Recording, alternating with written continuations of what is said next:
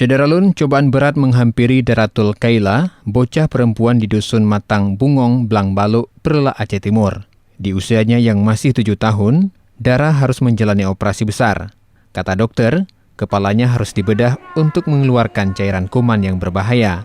Mirisnya, dalam kondisi seperti ini, Dara tidak didampingi sang ayah. Ia hidup dalam kemiskinan bersama sang ibunda tercinta, Darmawati Abdullah, 48 tahun. Sementara sang ayah telah pergi dan tidak pernah memberi kabar. Sehingga untuk transportasi berobat ke Banda Aceh dan biaya mendampingi selama berobat pun tidak ada.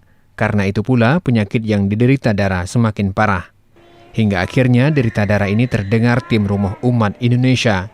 Para aktivis kemanusiaan ini langsung berkoordinasi dengan bidan desa setempat dan tadi malam memboyong Dara ke Banda Aceh untuk dirawat di Rumah Sakit Umum Daerah Dr. Zainal Abidin Banda Aceh. Kabar mengejutkan bahwa hasil pemeriksaan CT scan kepala, Dara harus segera operasi besar, yakni operasi toraks, dibedah kepala karena ada cairan kuman yang berbahaya.